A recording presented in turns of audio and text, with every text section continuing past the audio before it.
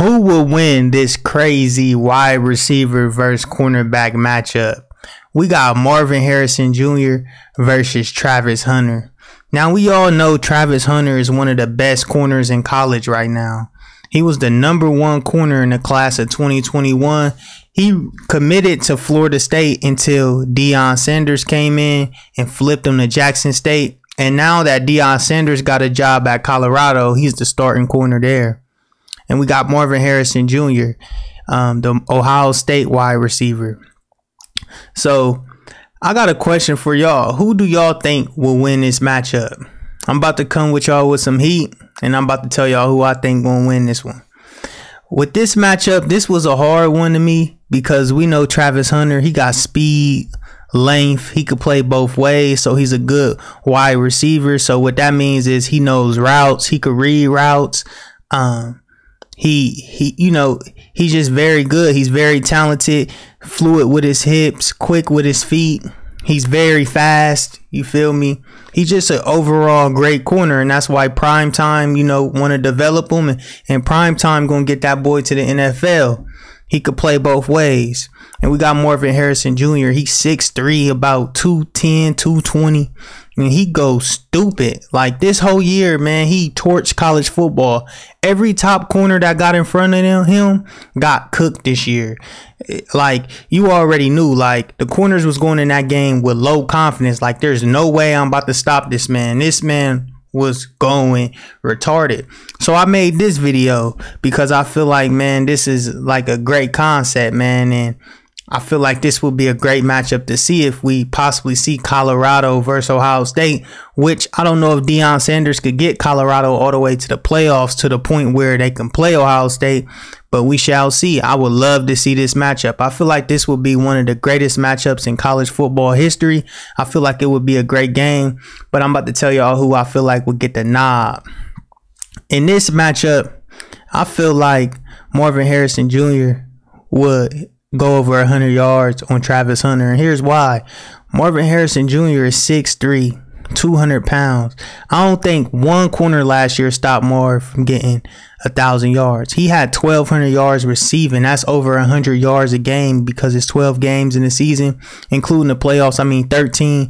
So he had about 1,350. So that means on average, he was getting like 100 yards a game in college, which is crazy. I feel like Travis Hunter, he would have problems because of the speed. When he was playing at Jackson State, he really wasn't playing like top talent, top receivers, like the top receivers in the nation. He was going against receivers that didn't really make it, the receivers that didn't get D1 offers. He was like the 5-star all everything D1 offer. So that's why I feel like he'll struggle. I feel like he would just struggle with the speed aspect of it. It would take him a while to catch up. And I feel like Marv, with his route running and his excellent hands and his, his mobility, the way that he get in and out, the way that he, can do 3 different route combinations will literally give Travis Hunter some trouble. Now, I'm not a Travis Hunter hater. I feel like he's going to be a great corner, maybe one of the greatest corners of all time, especially after development and he goes to the NFL. He might be, you feel me? He got that swag. We all know that, he goes crazy, you feel me, once he hit the football field. I feel like he's actually going to be a good D1 corner. We're going to see this year because he's now at Colorado, and Colorado plays USC this year, and they got, great receivers over there. And the Pac-12 in general has great offenses, so he's going to get tested a lot. So, he's going to get speed, but I don't think this whole year he's going to see a wide receiver like Marvin Harrison Jr. You know what I'm saying? So in this particular matchup, I would have to give Marv the nod. I'm not saying that because I'm an Ohio State fan and I'm biased. I'm just saying that off what I seen. I seen Travis Hunter play one game in the Celebration Bowl last year. He was playing both ways. You don't really see that in college. That's one thing that made me intrigued about him. You feel me? He was playing wide receiver. He was routing people up, making tremendous catches, and he was, locking up on the defensive end.